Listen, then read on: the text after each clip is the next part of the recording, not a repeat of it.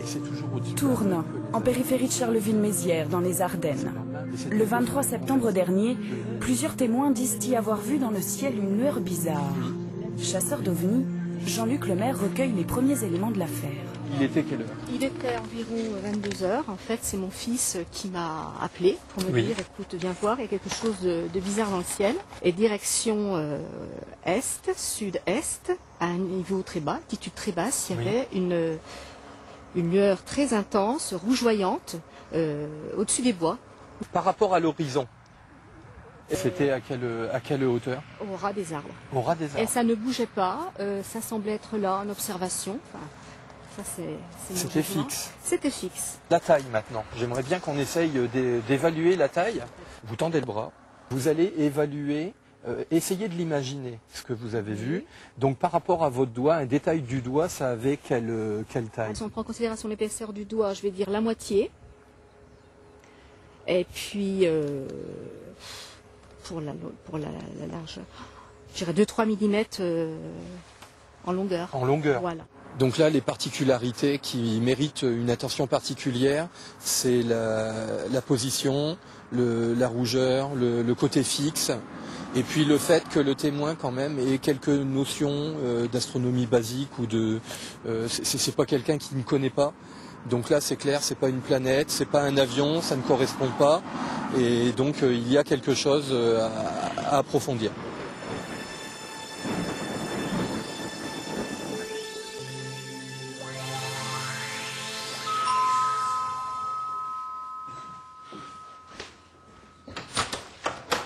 Bonjour. Alain Blanchard est également enquêteur ufologue. Actuellement, il s'intéresse à un cas étrange survenu il y a 1 an dans la Marne, près de Châlons-en-Champagne. Il reçoit un témoin de cette observation. Je pensais pas d'ailleurs voir quelque chose comme ça un jour. C'était comme surprenant, mais... Alors, c'était le 11 septembre 2004, 23 h. Alors, 11 septembre. 2004. Il y avait 5 témoins. 5 témoins? Ouais, on était 5. Ah, d'accord. On était avec 2 voitures. De toute façon, il faudra qu'on aille sur le site, qu'on prenne des photos. J'aurais bien voir l'endroit, moi, exact. Qu'on refasse des choses. Enfin, je vous demande des choses là-haut, quand même. Voilà, je pense, en montrant... moi, je prendrai des photos. D'accord.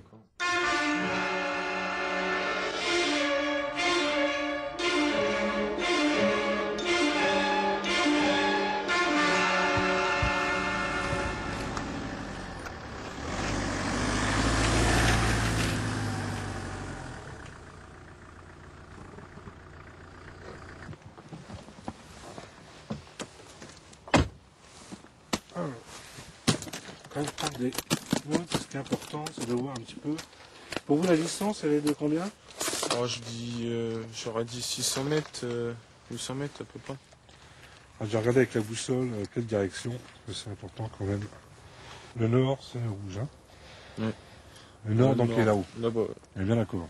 Oh, il y avait... Par rapport, on va se baser sur le tracteur. Par rapport au tracteur, il y avait, je vais dire, 50 mètres, 100 mètres, à peu près. Ça. Voilà. C'est bon. En fait, d'ici, il y avait... c'était un sac au-dessus du chemin, quoi.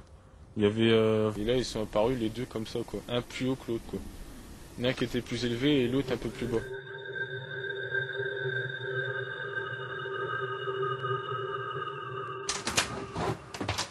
Florent, je suis rentré.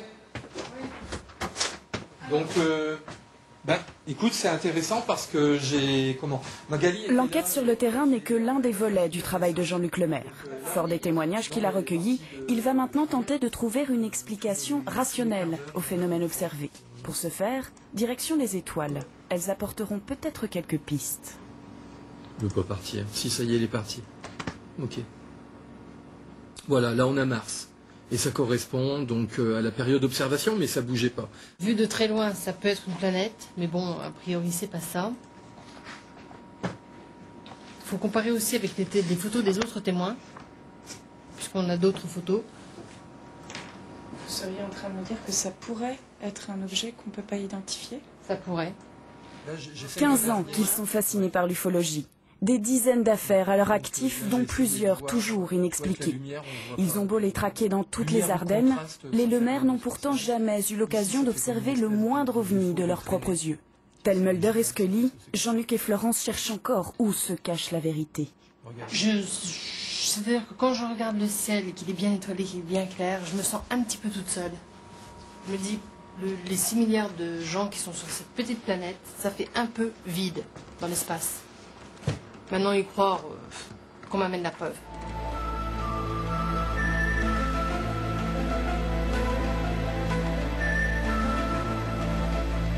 Moi, je pense vraiment qu'il y a non pas une vie, mais des vies extraterrestres. C'est pourquoi que l'on voit des objets de toutes formes et de toutes dimensions. Ça va de la sphère au triangle, à tout ce que vous voulez, cigare. Il y a vraiment de toutes formes.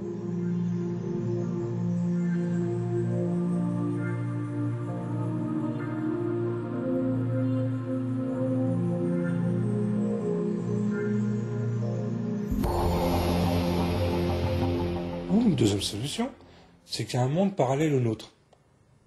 Là, c'est plus de la science-fiction. Hein. Ça, à l'heure actuelle, on est en 2005. Je crois qu'il faut quand même être sérieux. Alain Blanchard est convaincu. Comme David Vincent, il les a vus. Et non pas une, ni 2 fois, mais 4.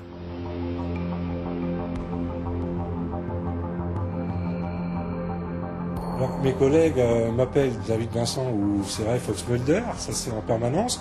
C'est très gentil, moi je trouve ça sympa. Et puis je crois qu'il faut en rigoler aussi quand même. Hein. Il y a quelques jours, le détective S. Engin Bizarre reçoit un étrange colis, une cassette vidéo, sans aucune explication.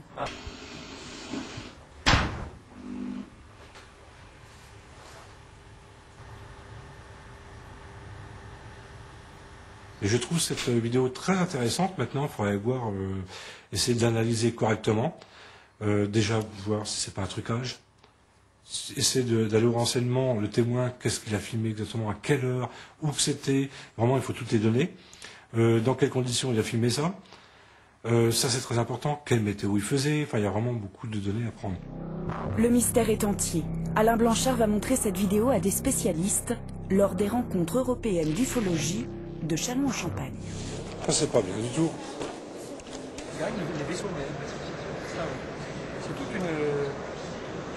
C'est un papier, là, Bernard.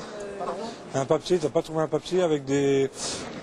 C'est lui qui est derrière tout cela et il a la pression, Alain Blanchard. Là, je sais bien que ça va peut-être gêner. Patrice, on peut faire un appel, s'il te plaît?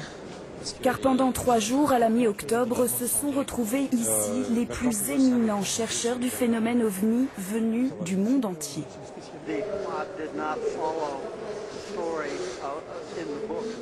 Parmi eux, l'une des stars du milieu ufologique, l'américain Bud Hopkins, le grand spécialiste des abductions, ces enlèvements d'humains par des extraterrestres.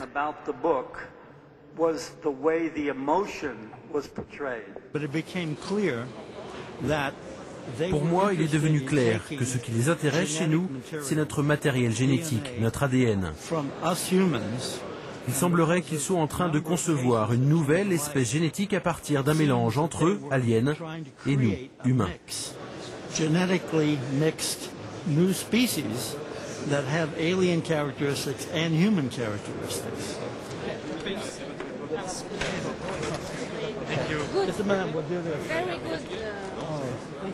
Je crois que ces rencontres européennes vont vraiment marquer, ça va marquer l'histoire de l'ufologie. Ça ne s'est jamais fait. Et tant mieux, ça se fait en France.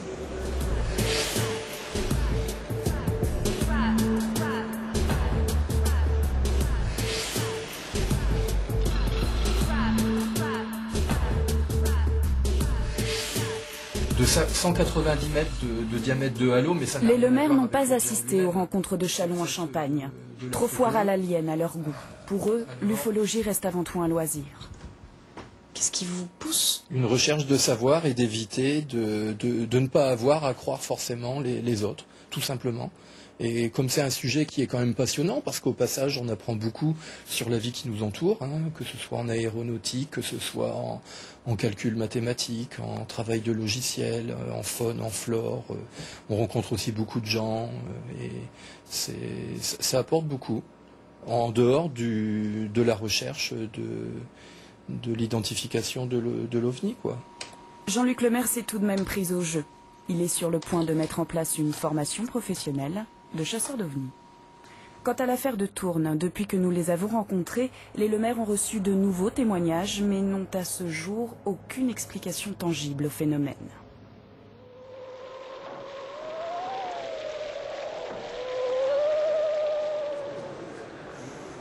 Ces rencontres européennes d'ufologie ont été un succès. En 3 jours, elles ont attiré 10 000 visiteurs, mais pas ceux qu'attendait Alain Blanchard.